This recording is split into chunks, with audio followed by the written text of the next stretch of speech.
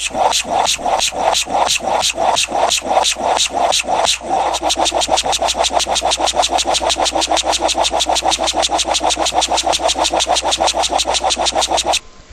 everybody, we got a real quick grab bag match versus Dom, which I'll explain a little bit more in the description. It's pretty much a roulette that you pick for yourself. I just threw together some random dudes I wanted to use, and we had a match, and it was really fun.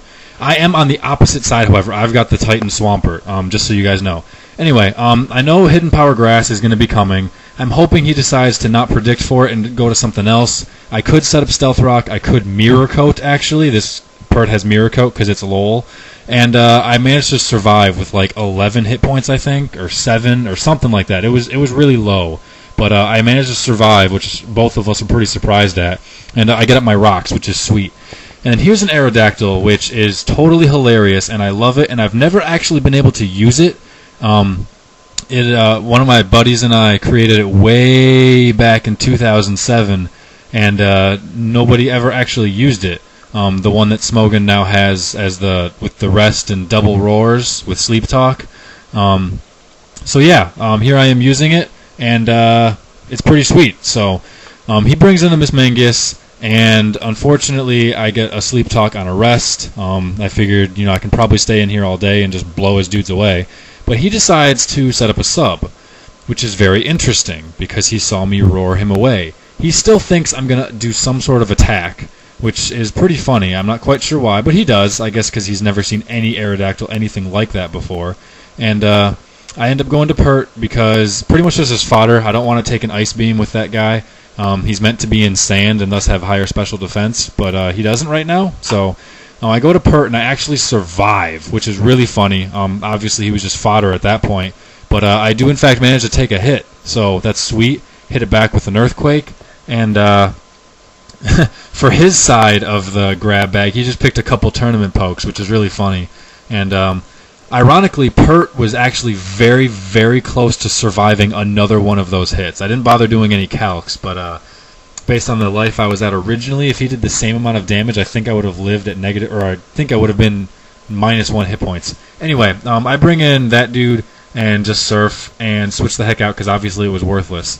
And unfortunately, he tricks me with the Sticky Barb, which is, in one fact, for me, really funny because when this arrow was created, we didn't know Sticky Barb could only latch on if they didn't have an item. So originally, right before the battle, he was equipped with Sticky Barb. But I switched it for a Yacht Berry because of this tournament, thus people using Sticky Barb, I've learned how it actually works. So it was really hilarious for me. I was like, oh, this is how he's supposed to be. But yeah, Sticky Barb doesn't latch on unless they have no item. So kind of stinks, but whatever, so be it. At least in one way, it will allow me to use Rest if I haven't been hit. But the residual damage is not going to be friendly, especially without sand going up. And in comes that Moltres, out goes that Moltres, not too big of a deal. And I believe I wake up this turn. I haven't been counting because I was talking. And yeah, so I rest immediately to see what he wants to do. No idea what this Absol's packing, so thinking no idea really. So hits me with the superpower, and I figured I'd be alright, but I'm not. It actually flat out just bloody kills me, which scares me a little bit. And it doesn't kill me? I thought it did. Oh, the Sticky Barb kills me. Man, that sucks. I forgot about that. Sticky Barb kills me. God, bloody hell. Anyway, so I bring in my Scarf Tentacruel, and Clefable comes back, which isn't going to matter if I poison it or not. So, sucks. I hate Clefable. Go away. And I wasn't quite sure what he wanted to do. I was afraid of like T-Wave or Toxic or something. I guess he wouldn't Toxic Tentacruel. Anyway, point is, I get up a substitute, and I lols at him, which is awesome for me. So, because he's just like wishing and protecting. And here comes a Cross Chop, which is going to do a ton of damage. And it's not going to do a ton enough, but it's going to do a ton, because it's pretty good. So, he does break my sub, and that leaves me with a very interesting turn of what do I want to do. Go for another Cross Chop, potentially miss. I've only got 5 PP on this thing, which is now 4. So I go with the Flamethrower because my special attack is a hell of a lot higher. And of course I don't kill it. I leave it at 18 hit points. And expecting him to use Protect, or he expecting me, blah, I don't have enough time to say it. In the end, I figured he wasn't going to protect, I was going to force him to use it, and I just killed him with flamethrower. So, whatever. I made the right move, that's all that matters, you guys saw it. So, I go back to Tentacruel, because even though it's a Scarf set, it's still got a pretty darn high special defense stat, and I know it should be able to take stuff fairly well, so I am also Scarfed myself, so it's a duel of Scarfs going on, and he didn't know I was Scarfed yet, so I did in fact get the drop on him and get the kill, which is awesome. And I wish now that I had used Sludge Bomb right there, because I have nothing to switch to on this guy, so I'm just going to stay in, at least until I decide that it's time to switch. I think I end up switching eventually. If I had Sludge Bomb, it would have been okay, but I don't. So it really sucks for me. I do switch out now because it is Scarfed, and I think I might want him later.